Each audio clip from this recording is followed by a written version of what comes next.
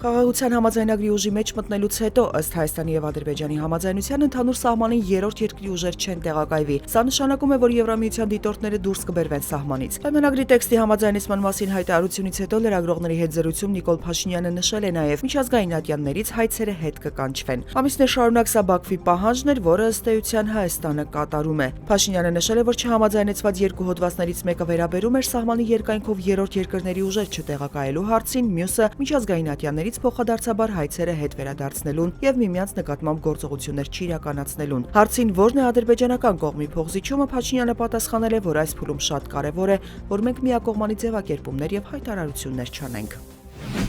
Հայաստանի իշխանությունների պաշտոնական դիրքորոշումն է հայոց ցեղասպանության միջազգային ճանաչումը մեր արտաքին քաղաքական առաջնահերթությունների մեջ չի մտնում։ Թուրքական լրատվամիջոցներին տված հարցազրույցում հայտարարել է Նիկոլ Փաշինյանը։ Նա միաժամանակ հավելել է, մեծ եղեռն է Հայաստանում հայերի շրջանում անառարկելի ճշմարտություն է։ Մեր իրականության մեջ հնարավոր չէ ժխտել կամ ուրանալ դա։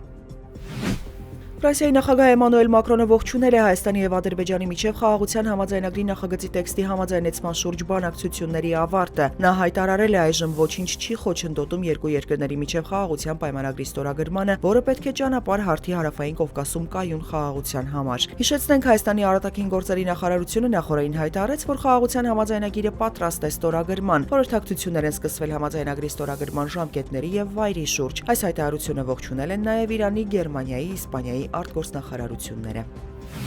Ադրբեջանի նախագահը հայտարարել է, թե Հայաստանը իբր պատրաստվում է նոր պատերազմի։ Նա ասել է, Հայաստանի նկատմամբ վստահության մակարդակը մոտ է 0-ի, Բաքվին փաստաթղթեր են պետք։ Մեզ պետք է, որ նրանց սահմանադրությունում տարածքային պահանջներ չմնան Ադրբեջանի նկատմամբ, իսկ դրանք դեռ առկա են, հայտարարել է Իլհամ Ալիևը։ Նա կրկին բարձրացրել է ԵԱՀԿ Մինսկի խումբը լուծարելու հարցը, Հայաստանին կոչ անելով միանալ Բաքվին եւ Մինսկի խումբը լուծարելու համատեղ հայտարարություն ներկայացնել։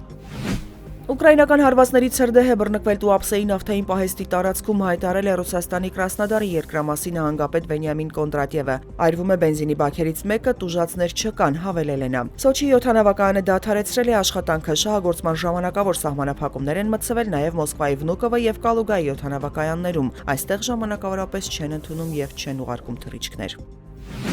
Ռուսաստանը համաձայն է ռազմական գործողությունների դադարեցմանը, բայց այն պետք է հանգեցնի երկարատև խաղաղության եւ վերացնի ուկրաինական ճգնաժամի պատճառները, հայտարարել է Ռուսաստանի նախագահ Վլադիմիր Պուտինը։ Նա ասել է, թե Մոսկվան որոշակի հարցեր ունի կապված հրադադարի եւ դրա վերահսկման երաշխիքների հետ։ Պուտինը խոսել է Կուրսկի շրջանի, այնտեղ մնացած ուկրաինական զորքերի, շփման գծի երկայնքով իրավիճակի եւ այլնի մասին։ Ըստ նրա, այդ բոլոր հարցերը պահանջում են քննարկում, այդ թվում հնարավոր է ԱՄՆ նախագահ Դոնալդ Թրամփի հետ։